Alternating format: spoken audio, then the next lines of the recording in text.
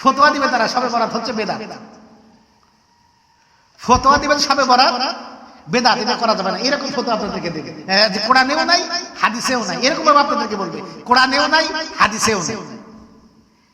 এই যে শবে বরাত আসতেছে, এটা নিয়ে বিভিন্ন মতবাদ, বিভিন্ন কথা আপনার সমাজে ছড়াইয়া যায়। আপনাদের একটি গুরুত্বপূর্ণ কথা বলি, এই শবে বরাত আজ থেকে 1200 বছর আগে থেকে পালন হয়ে আসছে। 1200 বছর আগে থেকে, আজ থেকে 50 বছর আগে। আমার জীবনে যতটুকু বয়স, আমার বয়স হয়তো আপনার 32 থেকে 35 হবে ধরে, তো 50 বছর আগে, আপনারা 50 বছর আগে এই মসজিদে কিরকম ভাবে শবে বরাত পালন হতো? জাঁকজমক ভাবে হইতো না? 50 বছর আগে আপনারা মিলাদ কিয়াম করেন নাই? 50 বছর আগে আরো জাঁকজমক হইতো না? তো 50 বছর আগে সমাজে দেশে কোনো আলেম ছিল না? 100 বছর আগে সমাজে দেশে কোনো আলেম ছিল না? আপনি এরা কি এই হাদিস কোরআন গুলো তারা জানতো না? জানতো কি জানতো না বলেন? তারা জানতো না? তো তারা তো এরকম ফতোয়া দিয়ে গেল। কিন্তু ইদানিং বর্তমানে কে এসে আপনাদেরকে এইরকম ফতোয়া দিচ্ছে? কে সমাজ এসে আমাদেরকে এইরকম ফতোয়া দেয়? এদেরকে চিনতে হবে। সম্মানিত উপস্থিতি, এই জন্য শবে বরাত আসছে, অনেক ভ্রান্ত মতবাদ আপনাদের সামনে আসবে, অনেক ভ্রান্ত মতবাদ আপনাদের সামনে আসবে। শবে বরাত বলতে কোরআন হাদিসে কোনো কিছু নাই। আচ্ছা, কোরআন হাদিসে কোনো কিছু নাই, আপনাদেরকে এই সম্পর্কে একটি কথা আমি বলি। আচ্ছা বলেন, যে আমরা যে নামাজ পড়ি, যে আমরা যে মসজিদে নামাজ পড়তেছি, এই নামাজ পড়া কোরআনের কোথাও আছে? নামাজ শব্দটা কোরআনের কোথাও আছে? নামাজ শব্দটা ফার্সি শব্দ, কোরআনের কোথাও খুঁজে পাবেন না। আপনি কোরআনের কোথাও খুঁজে পাবেন না নামাজ শব্দ, তো আপনি নামাজ পড়তে আসবেন কেন? এখন আমি যদি আপনাকে বলি যে নামাজ কোরআনের কোথাও নাই, নামাজ কোরআনের কোথাও নাই, আমার কথা সত্য, আমার কথা সত্য, কিন্তু উদ্দেশ্য খারাপ। উদ্দেশ্য খারাপ না? এই সম্পর্কে হযরত আলী একটি বিখ্যাত উক্তি করেছিলেন, কালিমাতুল হক উরিদা বিহাল বাতিল। এদের কথা সত্য কিন্তু উদ্দেশ্য খারাপ।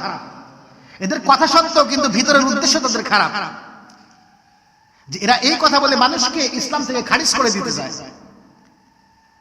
তারপরে দেখেন, এই যে আমরা রোজা রাখি, রোজার মাস সামনে, রোজা কোরআনে কোথাও আছে? রোজা আপনি সমস্ত কোরআন খুঁজে কোথাও পাবেন রোজা শব্দটা? আপনি রোজা শব্দ কোরআনে কোথাও পাবেন না, আপনি হাদিসেও কোথাও পাবেন না। নামাজ যেমন আছে, নামাজ যেমন কোরআনে আছে সলা শব্দে, সলাত শব্দের অর্থ নামাজ, ঠিক অনুরূপভাবে রোজাটা সিয়াম শব্দে রোজা আছে কোরআনের মধ্যে। সিয়াম পাবেন কিন্তু রোজা পাবেন না, রোজা ফার্সি শব্দ, নামাজ ফার্সি শব্দ।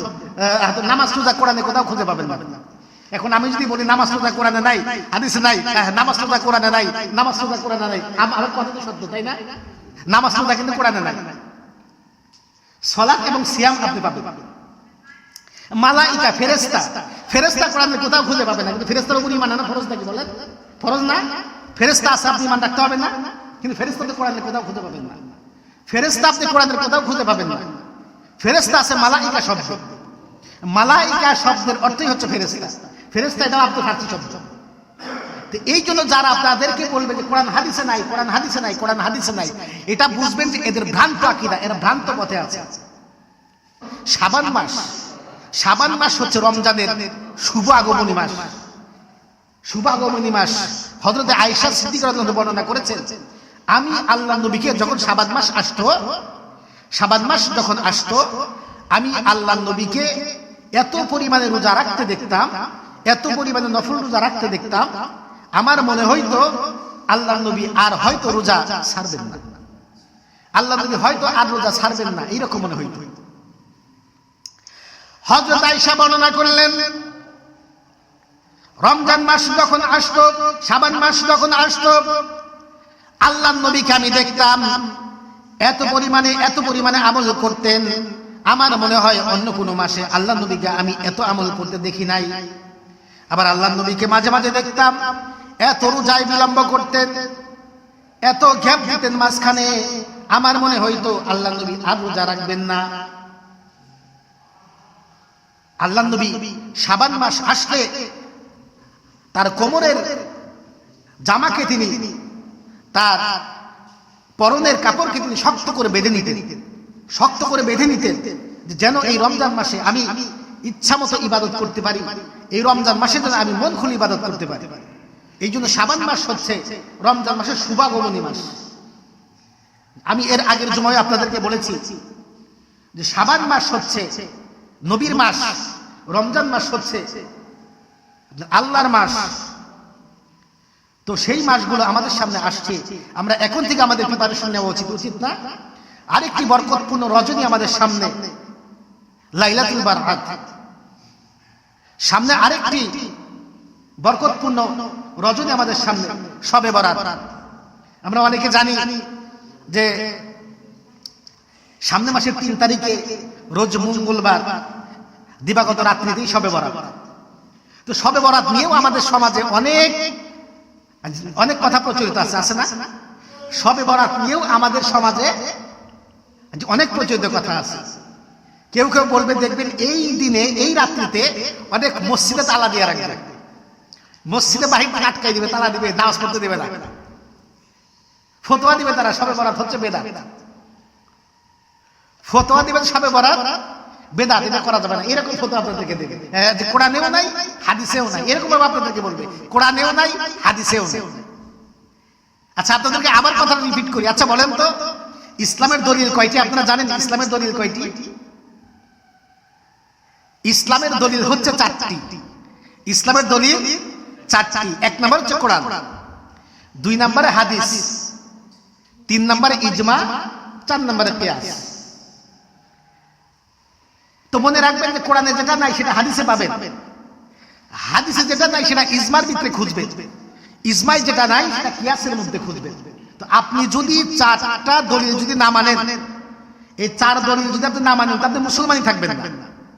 মুসলমানের আকীদা হচ্ছে ইসলামের দলিল হচ্ছে 4টি। তো যারা শুধু কথায় কথায় কোরআন হাদিসে খুঁজে, কোরআন হাদিসে খুঁজে, ওরা ইজমা কিয়াসের ধারে কাছেও জানে। ইজমা কি কিয়াস কি তারা বুঝেই না, ইজমা এবং কিয়াস কি তারা এটা বুঝেই না। তারা সম্মানিত উপস্থিতি, এই জন্য শবে বরাত আসছে, অনেক ভ্রান্ত মতবাদ আপনাদের সামনে আসবে, অনেক ভ্রান্ত মতবাদ আপনাদের সামনে আসবে। শবে বরাত বলতে কোরআন হাদিসে কোনো কিছু নাই। আচ্ছা, কোরআন হাদিসে কোনো কিছু নাই, আপনাদেরকে এই সম্পর্কে একটি কথা আমি বলি। আচ্ছা বলেন যে আমরা যে নামাজ পড়ি, যে আমরা যে মসজিদে নামাজ পড়তে আসছি, এই নামাজ পড়া কোরআনের কোথাও আছে? নামাজ শব্দটা কোরআনের কোথাও আছে? নামাজ শব্দটা ফার্সি শব্দ, কোরআনের কোথাও খুঁজে পাবেন না। আপনি কোরআনের কোথাও খুঁজে পাবেন না নামাজ শব্দ। তো আপনি নামাজ পড়তে আসবেন কেন? এখন আমি যদি আপনাকে বলি যে নামাজ কোরআনের কোথাও নাই, নামাজ কোরআনের কোথাও নাই, আমার কথা সত্য, আমার কথা সত্য, কিন্তু উদ্দেশ্য খারাপ। উদ্দেশ্য খারাপ না? এই সম্পর্কে হযরত আলী একটি বিখ্যাত উক্তি করেছিলেন, কালিমাতুল হক উরিদা বিহাল বাতিল। এদের কথা সত্য কিন্তু উদ্দেশ্য খারাপ। এদের কথা সত্য কিন্তু ভিতরের উদ্দেশ্য তাদের খারাপ। যে এরা এই কথা বলে মানুষকে ইসলাম থেকে খারিজ করে দিতে চায়। তারপরে দেখেন, এই যে আমরা রোজা রাখি, রোজার মাস সামনে, রোজা কোরআনে কোথাও আছে? রোজা আপনি সমস্ত কোরআন খুঁজে কোথাও পাবেন রোজা শব্দটা? আপনি রোজা শব্দ কোরআনে কোথাও পাবেন না, আপনি হাদিসেও কোথাও পাবেন না। নামাজ যেমন আছে, নামাজ যেমন কোরআনে আছে সলা শব্দে, সলাত শব্দ অর্থ নামাজ, ঠিক অনুরূপভাবে রোজাটা সিয়াম শব্দে রোজা আছে কোরআনের মধ্যে। সিয়াম পাবেন কিন্তু রোজা পাবেন না, রোজা ফার্সি শব্দ, নামাজ ফার্সি শব্দ। নামাজ রোজা কোরআনে কোথাও খুঁজে পাবেন না। এখন আমি যদি বলি নামাজ রোজা কোরআনে নাই, হাদিসে নাই, নামাজ রোজা কোরআনে নাই, নামাজ রোজা কোরআনে নাই, আমার কথা সত্য, তাই না? নামাজ রোজা কিন্তু কোরআনে নাই। সালাত এবং সিয়াম আপনি পাবেন। মালাইকা ফেরেশতা, ফেরেশতা কোরআনে কোথাও খুঁজে পাবেন না, কিন্তু ফেরেশতার উপর ঈমান আনা ফরজ নাকি বলেন? ফরজ না? ফেরেশতা আছে, আপনি ঈমান রাখতে হবে না, কিন্তু ফেরেশতাকে কোরআনে কোথাও খুঁজে পাবেন না। ফেরেশতা আপনি কোরআনের কোথাও খুঁজে পাবেন না। ফেরেশতা আছে মালাইকা শব্দ, মালাইকা শব্দের অর্থই হচ্ছে ফেরেশতা। ফেরেশতা এটা আপনি ফার্সি শব্দ। তো এই জন্য যারা আপনাদেরকে বলবে যে কোরআন হাদিসে নাই, কোরআন হাদিসে নাই, কোরআন হাদিসে নাই, এটা বুঝবেন যে এদের ভ্রান্ত আকীদা, এরা ভ্রান্ত পথে আছে, এরা ভ্রান্ত পথের মধ্যে আছে। আল্লাহর নবী বলেছেন, সাহাবারা, মানুষ যখন দেখবে এই দুনিয়ার মধ্যে তারা বিভিন্ন ফিতনার মধ্যে জড়িয়ে যাচ্ছে, বিভিন্ন মতবাদ, নতুন নতুন মতবাদ তাদের মধ্যে চলে আসছে, সাহাবারা রে, তোমরা আল্লাহর কোরআন থেকে, আমার নবীর হাদিস, আর আমার সাহাবারা এবং কি আমার আহলে বাইত এবং ওলিগণের অনুসরণ তোমরা করতে থাকো, এতেই তোমাদের আল্লাহ রাব্বুল আলামিন মুক্তি দিবেন, এতেই তোমাদের আল্লাহ রাব্বুল আলামিন মুক্তি দিবেন, এতেই তোমাদের আল্লাহ রাব্বুল আলামিন সৎ পথ দেখাইয়া দিবেন, সৎ পথ দেখাইয়া দিবেন, এতেই আল্লাহ রাব্বুল আলামিন তোমাদেরকে সৎ পথ দেখাইয়া দিবেন। সম্মানিত উপস্থিতি, এই জন্য এই যে শবে বরাত আসতেছে, এটা নিয়ে বিভিন্ন মতবাদ, বিভিন্ন কথা আপনার সমাজে ছড়ায়া যায়। আপনাদের একটি গুরুত্বপূর্ণ কথা বলি, এই শবে বরাত আজ থেকে 1200 বছর আগে থেকে পালন হয়ে আসছে। 1200 বছর আগে থেকে, আজ থেকে 50 বছর আগে। আমার জীবনে যতটুকু বয়স, আমার বয়স হয়তো আপনার 32 থেকে 35 হবে ধরে, তো 50 বছর আগে, আপনারা 50 বছর আগে এই মসজিদে কিরকম ভাবে শবে বরাত পালন হতো? জাঁকজমক ভাবে হইতো না? 50 বছর আগে আপনারা মিলাদ কিয়াম করেন নাই? 50 বছর আগে আরো জাঁকজমক হইতো না? তো 50 বছর আগে সমাজে দেশে কোনো আলেম ছিল না? 100 বছর আগে সমাজে দেশে কোনো আলেম ছিল না?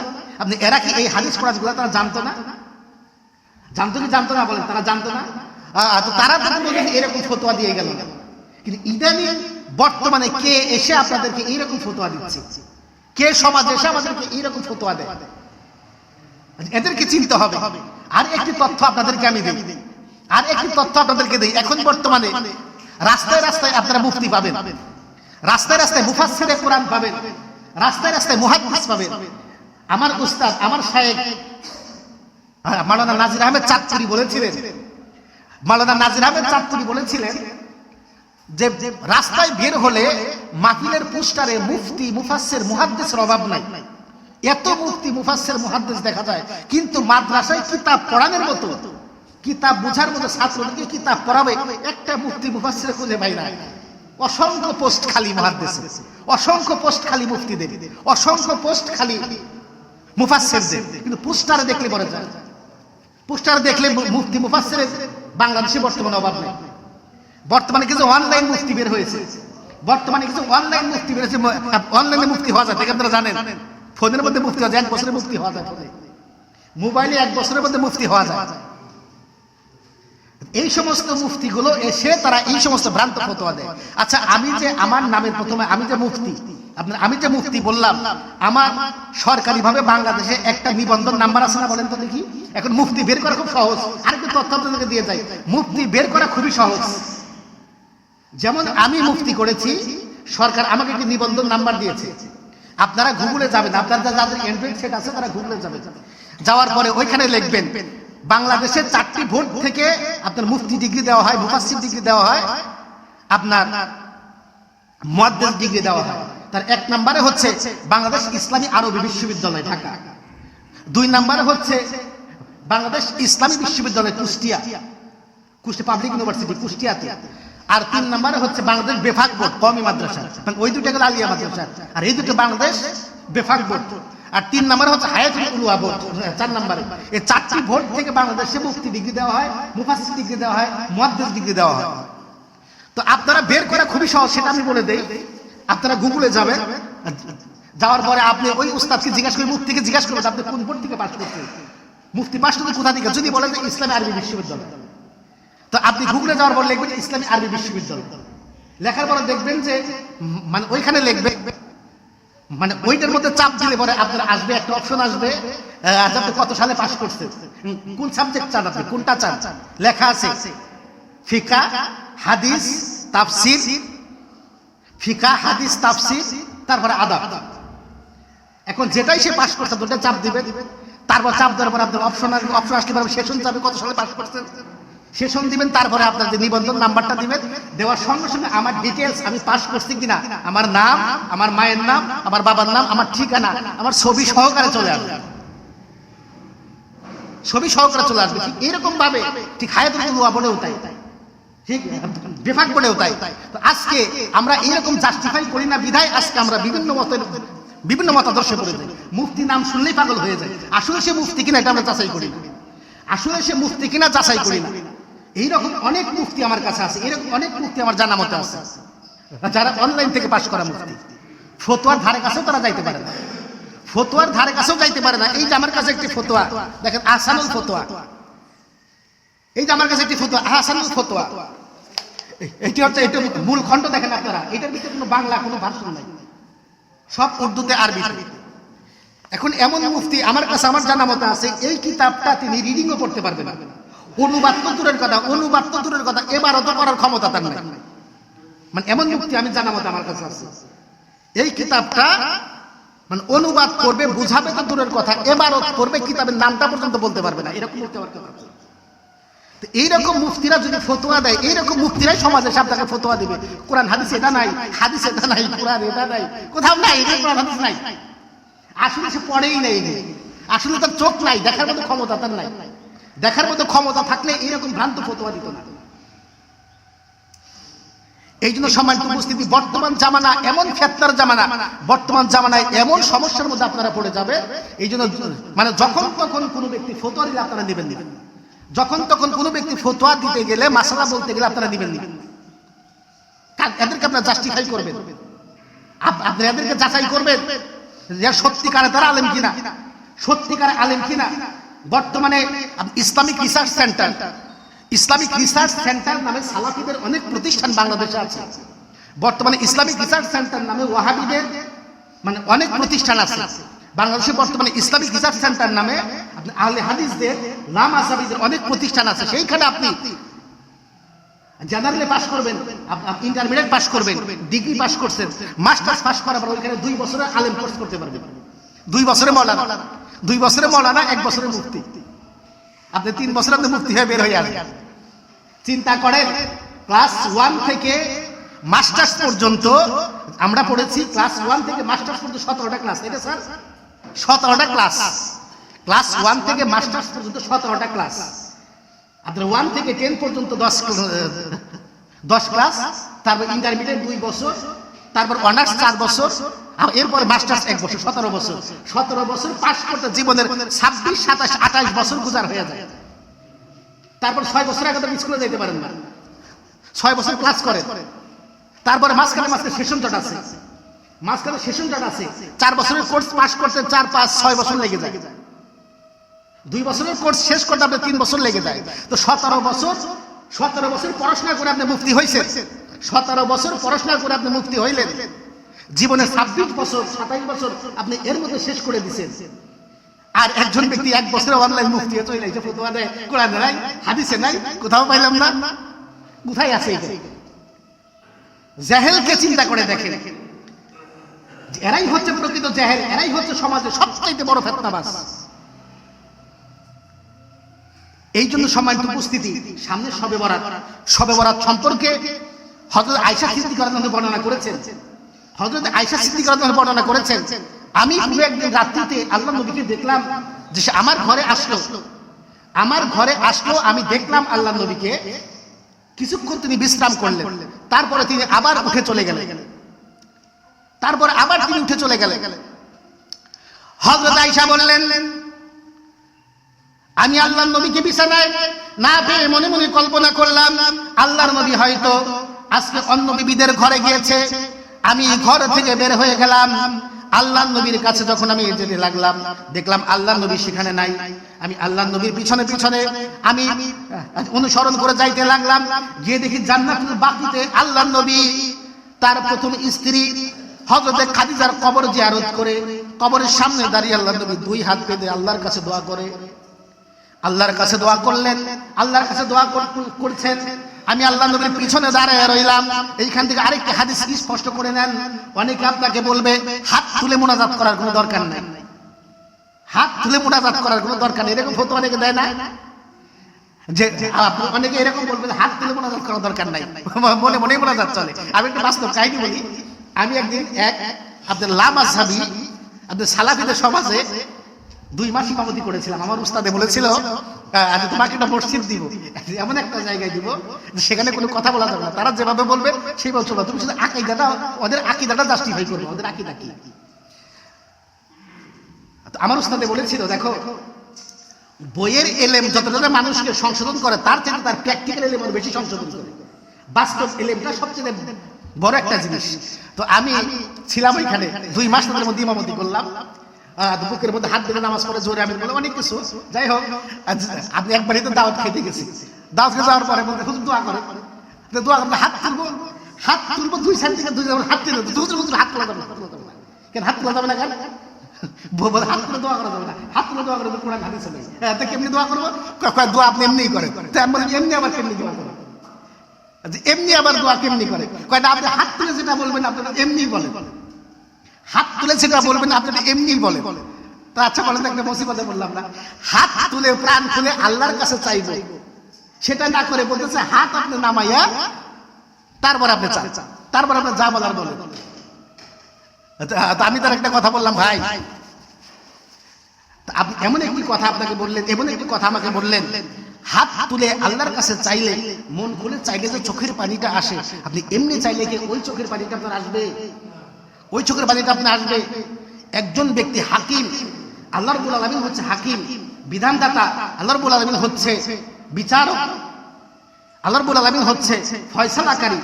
তো আপনি আল্লাহর কাছে যদি আপনি হাত তুলে যদি না চান, হাত বন্ধ করে চান, আল্লাহ কিরকম আপনার কাছে দেবে?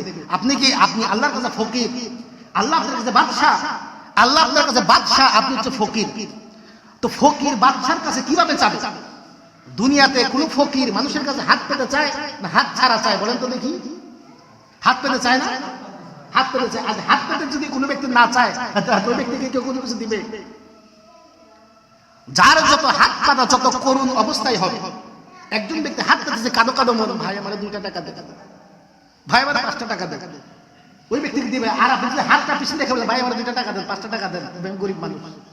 আচ্ছা বলেন তো কার বলার মধ্যে আপনি নমনীয়তা বেশি পাইবেন? এই জন্য আল্লাহ রাব্বুল আলামিনের কাছে চাইলে হাত তুলে তারা চাইতে চায় না। হযরত আয়েশা বললেন, আমি দেখলাম আল্লাহর নবী জান্নাতুল বাকিতে হযরত খাদিজার কবরের সামনে দাঁড়িয়ে 2 হাত আসমানের দিকে উত্তোলন করে আল্লাহর নবী চোখের পানি ছেড়ে দিয়ে খাদিজার জন্য দোয়া করতে লাগলেন। আমি আল্লাহর নবীর সঙ্গে শামিল হলাম। আল্লাহ নবী মুনাজাত শেষ করলেন। শেষ করার পরে আমি নবীকে বললাম, হে নবী, আপনি আমাকে ক্ষমা করে দিন, আমি আপনাকে ভুল বুঝেছিলাম, আমি মনে করেছিলাম যে আপনি অন্য কারো ঘরে গিয়েছেন। হুজুর, আমি আপনাকে অনুসরণ করেছি, আমি জানতাম না আপনি এইখানে চলে আসছেন। আল্লাহ নবী বলল, হে আয়েশা রে, আজকে হচ্ছে লাইলাতুল বারাআতের রাত, আজকে হচ্ছে আল্লাহ রাব্বুল আলামিন প্রথম আসমানে চলে আসছে বান্দার কথাগুলো শোনার জন্য, বান্দার মনের চাহিদা মেটানোর জন্য। আজকে এই রাত্রিতে বনু কলব নামক গোত্রের পশুর পাল সমপরিমাণ ব্যক্তিকে আল্লাহ রাব্বুল আলামিন নাজাত দিয়ে দিবেন। আল্লাহ রাব্বুল আলামিন বনু কলব গোত্রের যত পশু ছিল আরব জামানায়, ওই সময় ওই কলব গোত্রে এত পরিমাণ তারা পশু ভেড়া পালতো, পশু পালতো, তারা পশুর জন্য বিখ্যাত ছিল আরব ভূমিতে বিখ্যাত ছিল তারা। তো ওই পশুর সমপরিমাণ পাল, ওই পশুর পালের পশম সমপরিমাণ ব্যক্তিকে আল্লাহ রাব্বুল আলামিন আজকে রাত্রিতে মাফ করে দিবেন। জোরে বলে সুবহানাল্লাহ। তো এই হাদিসকে তারা বলে জয়ীফ হাদিস, আর এই হাদিসটাকে তারা বলে জয়ীফ হাদিস। আচ্ছা, আপনাদেরকে একটা কথা, আরেকটা তথ্য আমি দিয়ে যাই, আরেকটা তথ্য বলি গুরুত্বপূর্ণ। হাদিস হচ্ছে 3 প্রকার। হাদিস কয় প্রকার? 3 প্রকার। একটা হচ্ছে সহিহ হাদিস, আর হাসান হাদিস, জয়ীফ হাদিস। আচ্ছা বলেন তো, সহিহ হাদিস যেগুলো, হযরতে আপনার ইমাম বুখারী, তিনি 6 লক্ষ হাদিসের হাফেজ ছিল, 6 লক্ষ হাদিসের হাফেজ ছিল। কিন্তু বুখারীতে কয়টা হাদিস তার স্থান পেয়েছে? বুখারীতে মাত্র 5776 হাদিস স্থান পেয়েছে। তো তার তো আরো হাদিসের কিতাব আছে। তো এই হাদিসগুলো তার কি জয়ীফ আপনি বলবেন? জয়ীফ বলবেন একজন ব্যক্তি তার জীবনে, এক লেখক তারা তার সমগ্র বই লিখনির মাধ্যমে তারা বড় হতে পারে না। তাদের একটা বই যদি মার্কেটে যদি চলে যায়, মার্কেটে যদি উন্নত মানে সবার হাতে চলে যায়, যদি প্রসার পায়, ওই একটা বই লেখার মাধ্যমে তিনি সারা বাংলাদেশে ছড়ায় যায়। সারা পৃথিবীতে একজন বৈজ্ঞানিক একটা গবেষণা যদি সারা পৃথিবী গ্রহণ করে নেয়, পছন্দ হয়, তো দেখবেন যে ওই গবেষণার মাধ্যমে তিনি গোটা পৃথিবীতে তিনি পরিচিত হয়ে যায়। তো ইমাম বুখারীর এলেমের মধ্যে এমন কিছু এলেম ছিল, এই কারণে তিনি বুখারী শরীফটা আমাদের মধ্যে প্রচলিত বেশি, বিধায় আমরা এটাকে তারা বলে এটা ছাড়া কোনো সহিহ হাদিস তারা পায় না, এটা ছাড়া কোনো সহিহ হাদিস তারা পায় না। সহিহ হাদিসের স্তরে দেখেন, হাদিসের ভিতরে আসছে, হাদিস যারা বর্ণনা করছে, হাদিস বর্ণনাকারীদেরকে 3 ভাগে ভাগ করা হয়েছে। 3 ভাগে ভাগ। এক হচ্ছে উত্তম যোগ্যতা সম্পন্নকারী হাদিস বর্ণনাকারী, যারা সহিহ হাদিস বর্ণনা করেছে তাদেরকে বলা হয় যে উত্তম যোগ্যতা সম্পন্ন হাদিস বর্ণনাকারী। আর যারা হাসান হাদিস বর্ণনা করেছে আপনি এদেরকে বলা হয় যে মধ্যম যোগ্যতা সম্পন্ন হাদিস বর্ণনাকারী। তারপরে যারা জয়ীফ হাদিস যারা বর্ণনা করেছেন এদেরকে বলা হয় যে নিম্ন মধ্যম যোগ্যতা সম্পন্ন হাদিস বর্ণনাকারী। আর এই হাদিস তিন হাদিস মানার ক্ষেত্রে তিনটা আমল হাদিস বিশারদ বর্ণনা করেছেন।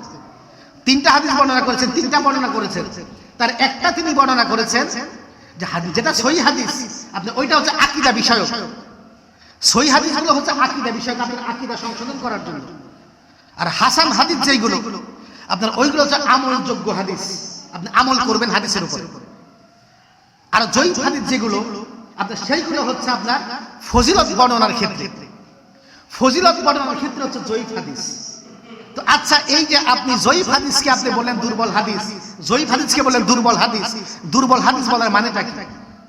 দুর্বল হাদিস বলার মানে হচ্ছে মানুষকে এই আমল থেকে তারা দূরে সরিয়ে দিবে, এই ফজিলত থেকে, এই বরকতপূর্ণ ফজিলত থেকে মানুষকে তারা দূরে সরিয়ে দিবে। এই জন্য তারা এইরকম ভ্রান্ত কথা তারা ছড়ায়। সম্মানিত উপস্থিতি, এই জন্য শবে বরাত আমাদের সামনে আসছে। এই শবে বরাত আসছে, চলে যাবে। এই শবে বরাতে যদি আপনি মন খুলে ইবাদত না করতে পারেন, এই শবে বরাতে যদি আপনার সন্তান আপনার থেকে শিক্ষা গ্রহণ না করতে পারে, তো আর কোথায় আপনি শিখবেন? আর কোথায় তারা শিখবে? তারপর আসে শবে বরাতের রোজা। রোজা নিয়ে অনেক মতানক্য আছে, রোজা নিয়ে অনেক মতানক্য আছে। বলে শবে বরাতে কোনো নামাজ নাই, শবে বরাতে কোনো রোজা নাই। আচ্ছা, শবে বরাতের রোজা হাদিসের ভিতরে আসছে, শবে বরাতের রোজা হচ্ছে একটি। তারপরে আমি আরেকটু দলিল আপনাদেরকে দেখে, প্রতি মাসে 2টি রোজা রাখা আইয়ামে বীজের রোজা। আপনারা কি জানেন যে আল্লাহ নবী রাখতেন? আল্লাহ নবী এদেরকে বলা, মানে ওই রোজাকে বলা আইয়ামে বীজের রোজা। তো ওই রোজা আপনি প্রতি মাসে 3টি রাখতে পারেন, 2টি রাখতে পারেন। 1 চাঁদের 14 তারিখ, 2 চাঁদের 15 তারিখ, 3 চাঁদের 16 তারিখ। তো আপনি আইয়ামে বীজের রোজা যদি 2টি ধরেন আর শবে বরাতের রোজা যদি আপনি 1টি ধরেন, মোট 3টি রোজা। এই 3টি রোজা আপনার উপর নফল রোজা। আপনি এই 3টি রোজা নফল রোজা। মঙ্গলবারে রাত্রে শবে বরাত হইলে আপনি সোমবারে 1টি রাখবেন, মঙ্গলবারে 1টি রাখবেন, বুধবারে 1টি রোজা রাখবেন। আচ্ছা বলেন তো, রোজা রাখা ভালো কাজ না খারাপ কাজ? বলেন তো দেখি। তারপরে রাত্রিতে নামাজ পড়বেন, নামাজ পড়া ভালো কাজ না খারাপ কাজ? বলেন তো দেখি। তারপরে রাত্রিতে আপনি আসবেন, মসজিদে আসবেন, আপনি ইবাদত করবেন, কোরআন তেলাওয়াত করবেন, সালাতুত তাসবিহ করবেন, সারা রাত করবেন, তারপর তাহাজ্জুদ করবেন। আপনি এই কাজগুলো কি ভালো কাজ না খারাপ কাজ? বলেন তো দেখি। তো কাজগুলো যদি ভালো হয়, তো আপনাদেরকে কে এই কাজ থেকে ফিরানোর জন্য বেদাত ফতোয়া দিল? এদেরকে চিনেন, এদেরকে চিনেন। ভালো কাজ, যেটা ভালো কাজ, সে কাজকে খারাপ মন্দের দিকে নিয়ে গিয়ে মানুষের মধ্যে ছড়াইয়া দিল, এই কাজ করা যাবে না। মসজিদে তালাও না, এরকম অনেক বিপদ আছে। এই রাত্রিতে মসজিদে তালা দিয়ে রাখবে, মসজিদে ঢুকতে দেবে না, বলবে এখানে কোনো ইবাদত নাই, শবে বরাত বলতে কোনো কিছু নাই। আপনার এইরকম তারা বলবে। সম্মানিত উপস্থিতি, এই জন্য আল্লাহ রাব্বুল আলামিন এই সমস্ত ফেরকাবাজ, ফিতনাবাজদের হাত থেকে আমাদেরকে বাঁচান, এটাই আমাদের সবচেয়ে বড় চাওয়া। তারপরে আরেকটি সমস্যা আছে আমাদের সমাজে, সেটা আপনাদেরকে বলে দেই। শবে বরাতের মধ্যে হালুয়া রুটি তৈরি করা আছে না? হালুয়া রুটি তৈরি করা, এটা নিয়ে অনেক মতানক্য আছে।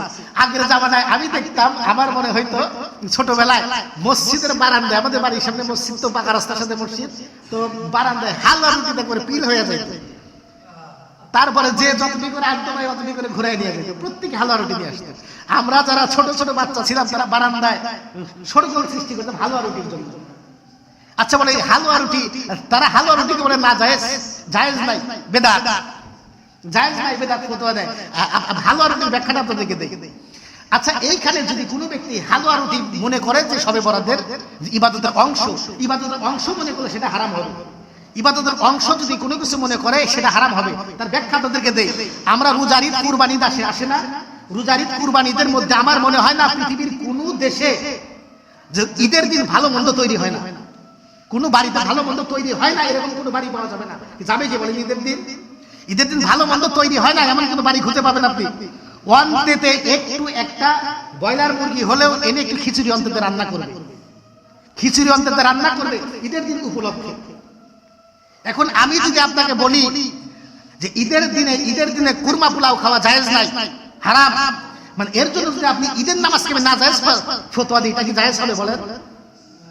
তারপরে রমজান মাস আসে আমাদের সামনে, রমজান মাস আসতেছে, এমন কোন বাড়ি নাই, এমন কোন ব্যক্তি নাই ছোলা ভুনা আর মুড়ি করবে না। বলেন তো দেখি করবে না? প্রত্যেক বাড়িতে ইফতারে ছোলা ভুনা আর মুড়ি চাই, আর কিছু থাকবে না, থাক আর কিছু থাকবে না, থাক ছোলা ভুনা আর মুড়ি চাই, এই দুইটা জিনিস থাকবেই মাস্ট। এখন আচ্ছা বলেন, আমি যদি আপনাকে বলি ছোলা ভুনা আর মুড়ি করা জায়েজ নাই, ছোলা ভুনা আর মুড়ি করা জায়েজ নাই, আর এর জন্য যদি ফতোয়া দিয়ে রোজাই থাকা যাবে না, বলেন এটা কি যুক্তিসঙ্গত হইল?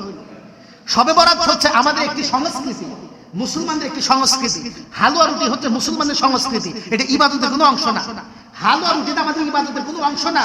ছোলা মুড়ি যেমন রোজার মাসের ইবাদতের কোনো অংশ না, ঈদের দিন কুরমা পোলাও খাওয়া যেন ইবাদতের কোনো অংশ না। যদি কোনো ব্যক্তি মনে করে ঈদের দিন কুরমা পোলাও খাওয়া আমার ইবাদতের অংশ, বিশ্বাস করেন তার জন্য ঈদের নামাজ হারাম হয়ে যাবে।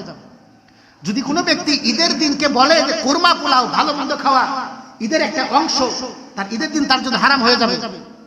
কারণ যদি কোনো ব্যক্তি বলে ছোলা মুড়ি খাওয়া, ছোলা আর মুড়ি খাওয়া, মুড়ি দ্বারা ইফতার করা রোজার একটি অংশ, সঙ্গে সঙ্গে সে গুনাহ হবে, সেটা বেদাত হবে।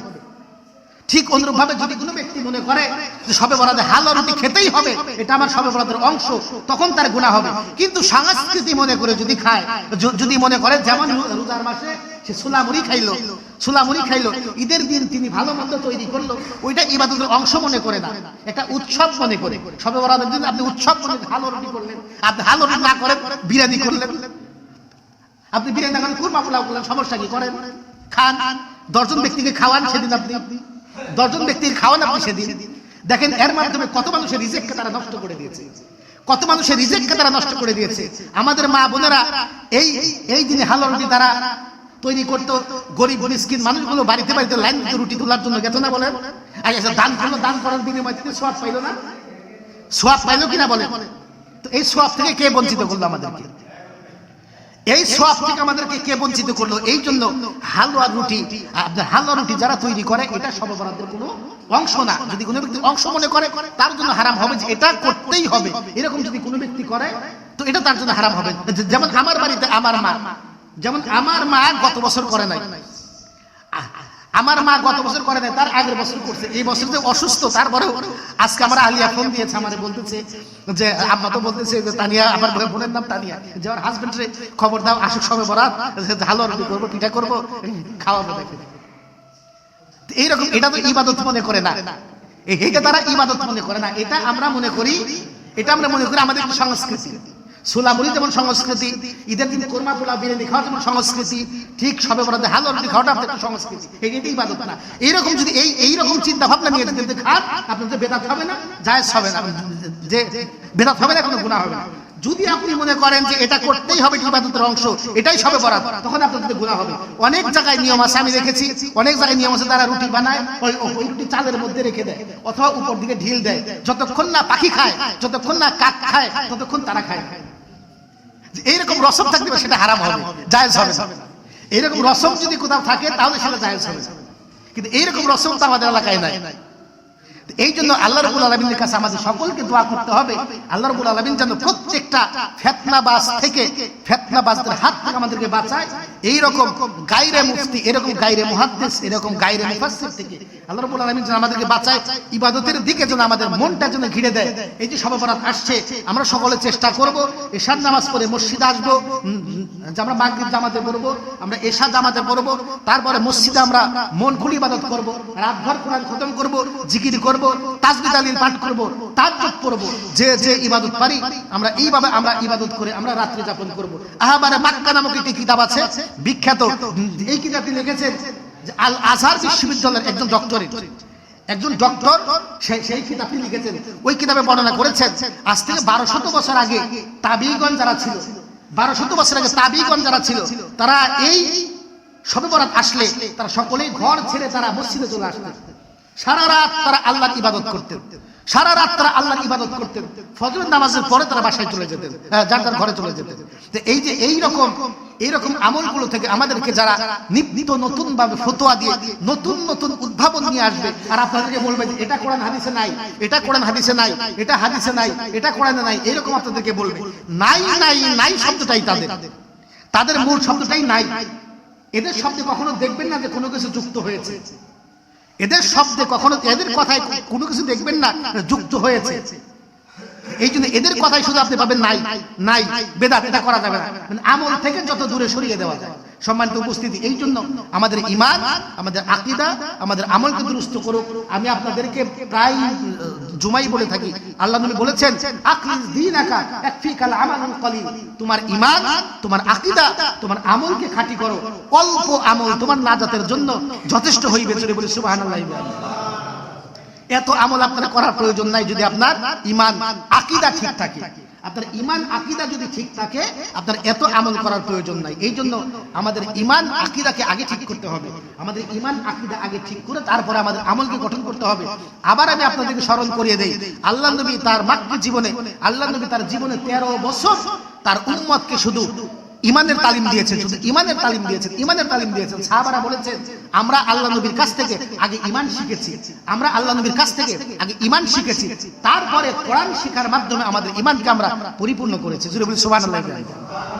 এই জন্য সম্মানিত উপস্থিতি, আমাদের ঈমান, আমাদের ঈমান, আমাদের ঈমান আগে। আজকে যারা সমাজে নতুন নতুন নিয়ম নিয়ে আসবে, যে নিয়মগুলো নাই, 100 বছর আগেও যা ছিল, আজকে তারা বেদাত ফতোয়া দেয়। আপনার 200 বছর আগে যেটা ছিল সেটাকে তারা বেদাত ফতোয়া দেয়, 300 বছর আগে যেটা ছিল ওটাকে তারা বেদাত ফতোয়া দেয়। একটা কথা মনে রাখবেন, আপনার দাদার সঙ্গে, আপনার পরদাদার সঙ্গে আপনার দাদার যতটা রিলেটিভ ছিল, আপনার ততটা রিলেটিভ নাই, আছে বলেন? আপনার পরদাদা সম্পর্কে আপনার দাদা যতটা তথ্য দিতে পারবে, আপনি পারবেন? আপনি পারবেন এরকম তথ্য দিতে? তাহলে আজ থেকে 500 বছর আগে, 600 বছর আগে যারা আলেম ছিল, যারা কিতাবাদিগুলো লিখেছেন, যারা কিতাবগুলো লিখেছেন, এদের সাথে সাহাবাদের সঙ্গে, তাবিদের সঙ্গে কানেক্টেড বেশি ছিল না আপনার সঙ্গে আমার সঙ্গে বেশি? কার সঙ্গে বেশি বলেন তো? 500 বছর আগে যারা ছিল তাদের সঙ্গে বেশি না? এদের সঙ্গে কানেক্টেড বেশি। এদেরকে তারা ফতোয়া দেয়, এরা নাকি জানতো না, এরা নাকি বেদাত করেছে। বর্তমান জাহেল কতটা মূর্খ হলে পরে এই কথাগুলো বলা যায়। সম্মানিত উপস্থিতি, এই জন্য আল্লাহর বলা সকলের ঈমান, আমল, আকীদাকে দুরুস্ত করার তৌফিক দিক, এবং কি কোরআন হাদিসের আলোকে আমাদের জীবন গঠন করার তৌফিক দিক। আমি যে কথাগুলো আপনাদেরকে বললাম, আল্লাহর বলা এই কথার উপরে আমাকেও আমল করার তৌফিক দিক, আপনাদের সকলকেই আমল করার তৌফিক দিক। আল্লাহর বলা দুনিয়ার সকল ভ্রান্ততা, সকল পথভ্রষ্টতা, সকল ওয়াহাবিয়াত, সকল খারিজিয়াত, লামাযহাবি, সালাফি, মুতাজিলা, মুজাসসিমাদের হাত থেকে আল্লাহ আমাদের ঈমানকে বাঁচাক। সকলে বলে আমিন। আসসালামু আলাইকুম ওয়া রাহমাতুল্লাহি ওয়া বারাকাতুহু।